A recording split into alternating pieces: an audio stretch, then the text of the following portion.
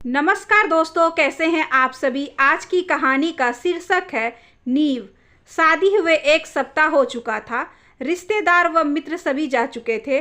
विवाह का काम खत्म होने में महीनों लग जाते हैं, इसलिए घर में एक व्यस्तता का माहौल तो बना ही हुआ था, लेकिन इतनी भी व्यस्तता नहीं थी कि पति पत्नी के बीच जो घट रहा है उससे परिवार के अन्य लोग अनजान रहे। ज्योत्सना के प्रति उमेश का रूखा व उपेक्षित व्यवहार देख सभी अचंभित व दुखी थे। रात को उमेश का ड्राइंग रूम में सोना किसी से छुप न सका था। ज्योत्सना बहुत ही खुशमिजाज किस्म की लड़की थी, इसलिए आते ही ससुराल के हर सदस्य के साथ घुल मिल गई थी। उसके सांवले मुखरे पर खिली रहने वाली मुस्कान ने सास ससुर ननद सबको मोहित कर लिया था। वह उमेश के व्यवहार से स्वयं हैरान और परेशान थी, फिर भी उसके व्यवहार से किसी किस्म की कटुता नहीं झलकती थी।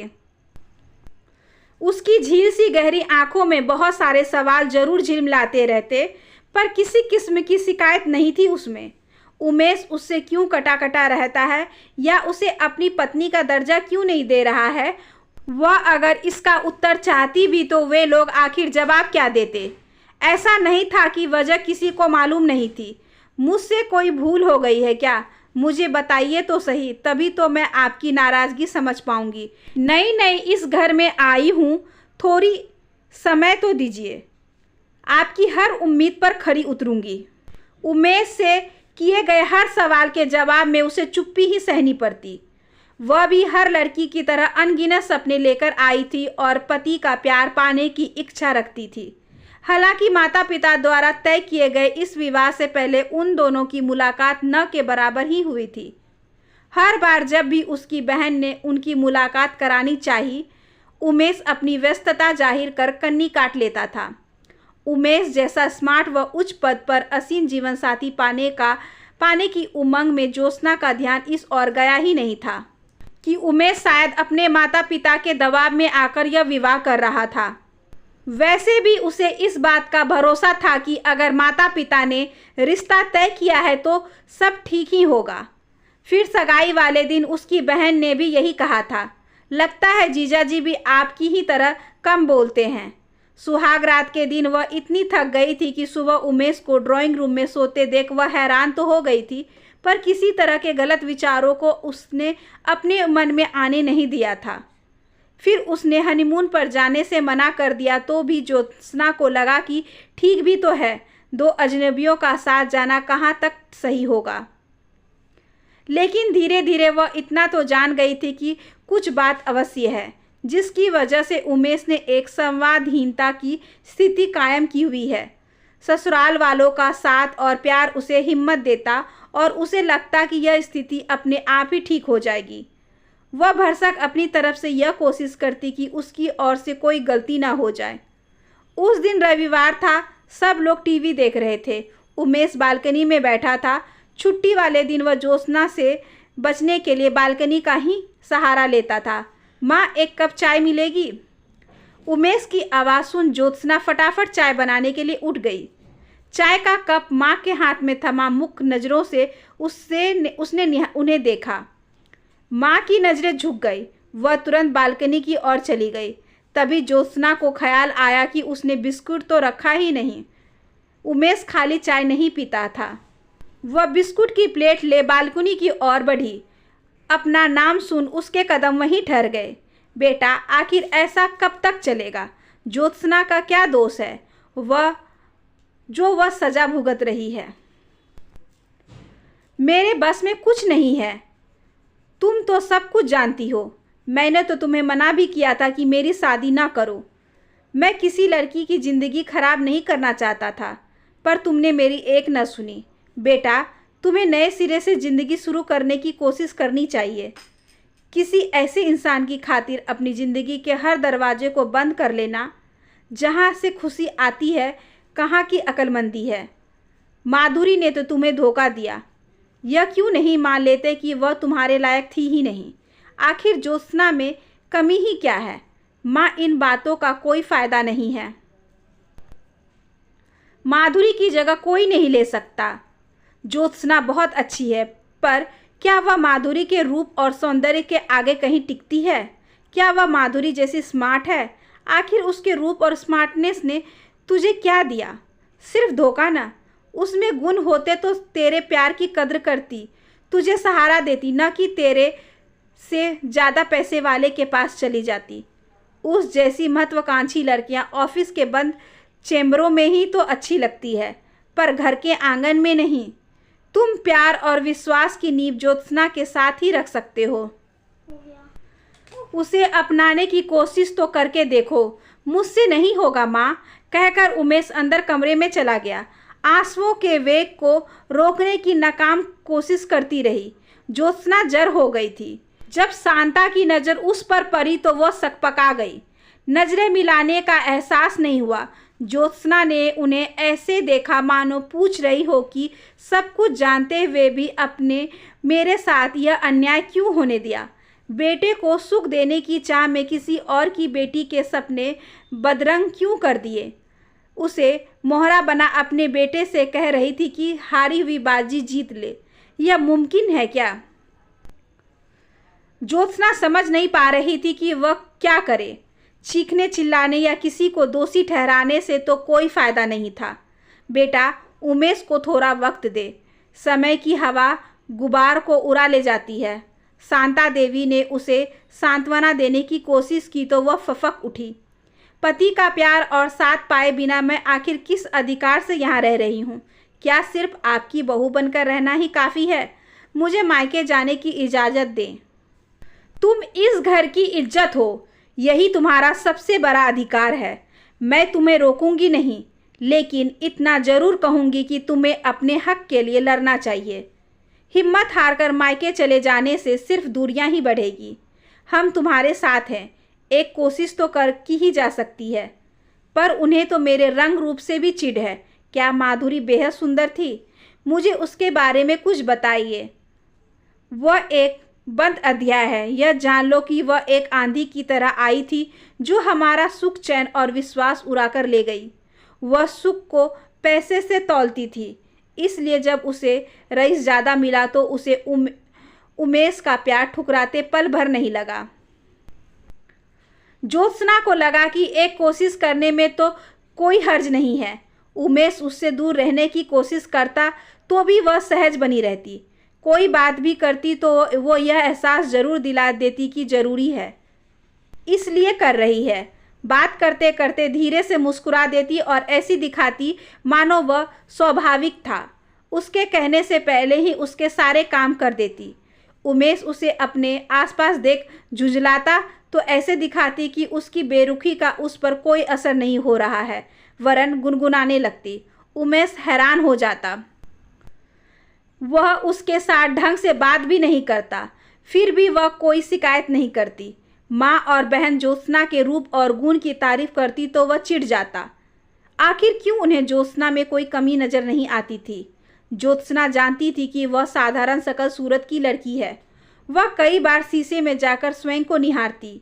उसे सुंदर बेशक नहीं कहा जा सकता था, पर उसकी सांवली रंगत में भी एक कशिश थी। उसकी आंखों की गहराई में किसी को भी अपने मुंह पास में बांध लेने की क्षमता थी। लंबी जुल्फें कब कमर तक लहराती तो लगता रेशम का गुच्छा गुच्छा बिखर गया हो। तरासी हुई काया पर सलीके से बंधी साड़ी में वो बहुत शालीन लगती। ज्योत्सना जब भी उमेश के सामने पड़ती वह माधुरी से उसकी तुलना करने लगता और तब यही सोचता कि माधुरी के सामने यह तो कुछ भी नहीं है, बस फर्क है दोनों के व्यवहार और सोच में। माधुरी की बात नहीं मानता तो वह गुस्सा हो जाती थी और ये सब कुछ सह लेती है। वह उसे बहुत चाहता था, पर फिर भी उसने उसके प्यार की कद्र नहीं की। लेकिन ज्योत्सना से विवाह करने के बावजूद ना तो वह जुड़ पाया है और ना ही ऐसा सोच सकता है कि कभी उसे प्यार कर पाएगा। फिर भी उसकी आंखों में प्यार और विश्वास की एक चमक दिखाई देती है। तुम माधुरी और ज्योत्सना की तुलना करना छोड़ दो। प्यार की बेल इस तरह नहीं सींची जाती। हर बेल का रंग रूप अलग अलग होता है और उसी के अनुसार वह फल फूल देती है। बस कुशल हाथों की छुअन और चाहत की खाद ही उसे संवार सकती है। माँ को जब भी मौका मिलता उमेश को समझाने लगती, सुकून की तलाश और प्रेम की चाहत उमेश के अंदर धीरे धीरे मचलने लगी। वह हमेशा इस बात से डरता था कि कहीं शादी के बाद उसकी पत्नी उसकी उपेक्षा से परेशान न हो जाए, ज्योत्सना घर की शांति न भंग कर दे। पर उसका धैर्य और घर के बाकी लोगों के प्रति सम्मान व समर्पण उसे कहीं छूने लगा था। वह उसके व्यवहार से उसके प्रति खींचने लगा था। उसके कमरे में आने पर वह जल्दी से भाग जाने की आतुरता नहीं दिखाता था। चोरी चोरी उसे देखता। उसका सांवला रूप, बड़ी बड़ी आंखें और निश्चल मुस्कान उसे बांधने लगी थी। वह लाख उससे दूर रहने का दिखावा करता, पर उसका साथ पाने के लिए उसका मन ललायित रहने लगता था। हालांकि खुलकर प्यार करने या जताने में वह हिचकिचाहट महसूस करता था। हर बार माधुरी की याद, उसकी बेवफाई उसे ऐसा करने से रोक लेती थी। पर वक्त की हवा के साथ बहते बहते कब ज्योत्सना उसके मन में बस गई, इसका एहसास उससे स्वयं न हो सका। अपने जीवन की गुत्थियां सुलझाने के चक्कर में ज्योत्सना विवाह के बाद एक बार फिर मायके नहीं जा पाई थी। बस कुछ देर के लिए पग फेरे गई थी। इधर उसके भाई बहन और माता पिता सब उससे मिलने को आकुल थे। फ़ोन पर ही उनकी बात होती थी, पर उतना ही तो काफ़ी नहीं था। एक दिन भाई उसे लेने आ पहुंचा। भैया, कम से कम खबर तो करते, यूँ इस तरह मैं कैसे जा सकती हूँ? क्या करता, इतना बुलाने पर भी तुम नहीं आई तो माँ ने मुझे भेज दिया। उन्हें तुम्हारी बहुत फिक्र हो रही है। इस बार तो तुम्हें साथ चलना ही होगा। ज्योत्सना ने बहुत मना किया, पर सास ने इजाज़त दे दी। उस समय उमेश घर पर नहीं था और वह उसे बिना कुछ कहे जाना नहीं चाहती थी। इधर वह कुछ दिनों से उमेश में बदलाव महसूस कर रही थी। वह अभी उसके साथ ही रहना चाहती थी। अपने हिस्से का प्यार और अधिकार पाने के लिए वह कुछ भी करने को तैयार थी। यहाँ तक कि मायके वालों का मोह भी बौना हो गया था। भाई की जिद के आगे उसे इतना झुकना ही पड़ा। उमेश को जब यह बात पता चली तो उसने सोचा, चलो चैन से कुछ दिन गुजरेगा। कमरे से बाहर कहीं और शरण तो नहीं लेनी पड़ेगी। 2 दिन ही बीते थे कि घर के लोग उसको बुलाने की बात करने लगे। उदासी की एक परत हर ओर बिछ गई थी। घर में सब लोग थे, फिर भी एक का ना होना क्यों इतना खल सकता है? उमेश भी अपने भीतर एक रिक्तता महसूस करने लगा। वह बेशक खामोश रहता था, पर ज्योत्सना उससे बातें करती रहती थी। कमरे और घर में छाई रहने वाली चुप्पी उसे तंग करने लगी। वह खुद हैरान था इस परिवर्तन से। उस दिन सुबह वह जब नाश्ते की टेबल पर बैठा तो अचानक उसके मुंह से निकला, ज्योत्सना आज कॉफ़ी पीने का मन है। वही नहीं, बाकी लोग भी हैरान रह गए। एक तो विडंबना ही है कि मृग अपने में बसी कस्तूरी को हर जगह ढूंढता रहता है। क्या उमेश के अंदर भी ज्योत्सना कस्तूरी की तरह बस गई थी? वह जब थी तो कद्र नहीं की। अब माँ कुछ कहते कहते चुप हो गई तो उमेश का मन हुआ कि पूछे कि अब क्या हो गया है, पर हिम्मत न जुटा सका।